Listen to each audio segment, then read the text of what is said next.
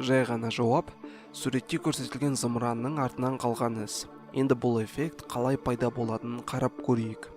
Айтпақшы, бұл құбылыс қазақша қалай аударылатынын білмейміз, сондықтан Google'дың көмегімен ымырт эффекті деп аудардық. 3, 2, 1, ignition, liftoff. Мынау Калифорниядағы Ванденберг ғарыш айлағынан ұшырылған Falcon 9 зымыраны. Трансляциясын қарағандар білетін болар, бұндай ракетаның ұшуы ерекше әдемі бейнеге ие. Жалпы зымыранның ұшырылымдарының бәрі әдемі. Бірақ мүмкін кейбіреуіңіз білмессіз, зымыран ұшқаннан кейін мынадай із қалдырады. Бұл қалай пайда болады? Осы видеода біз ымырт эффекті деп аталатын эффектке талдау жасаймыз. Ол қалай пайда болады және қашан? Бұл ымырт эффекті пайда болуы үшін зымыран күн атарға 30 минут қалғанда не күн батқаннан 30 минуттан кейін ұшырылуы керек.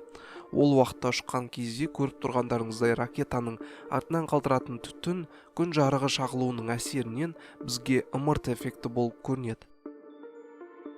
Ракета биіктікке көтеріле берген кезде қысым да түсе бастайды. Қысымның жоқтығынан түтін де шашыраңқы түрде болады.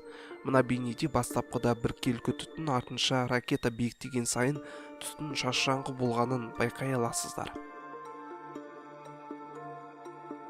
Кей кезде түтін тіпті ақ емес, қызғылт немесе сары түсте болады. Бұл кезде де НЛО келді немесе өзге планеталықтар деп қорықпай қойыңыз.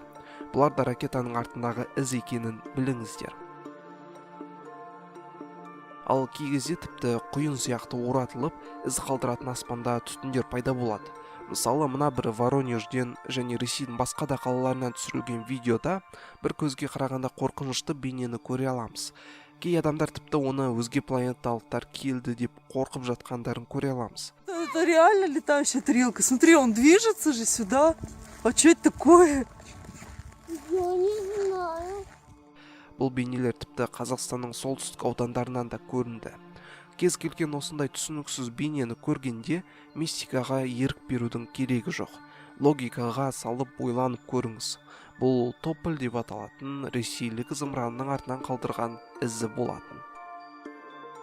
Дәл осыған ұқсас іздерді басқа да зымырандар ракета тасығыштарын жерге қарай жібергенде байқауға болады. Яғни ұшырылымның бірінші және екінші этаптарынан кейін. Бұл кезде аспанда тіпті 3 бірдей зымыран пайда болғандай болады. Ал мына Falcon 9-ның зымыран тасығышы жерге қарай кері қайтқанда артынан құйынға ұқсас із қалдырып қайтты. Аспандағы бұл керемет көріністер біздің әлем қаншалықты әдемі екендігін ғана көрсетеді. Бұл видео арқылы ендігі жолы мынадай белгісіз түтін іздер көргенде өзге планеталықтар деп шатаспайтын болдыңыз. Ал біздің видео соңына жетті. Видеодан ақпарат ала алсаңыз, лайк басып, каналға тіркелмесеңіз тіркеле кетіңіз. Келесі видеоларда кездескенше.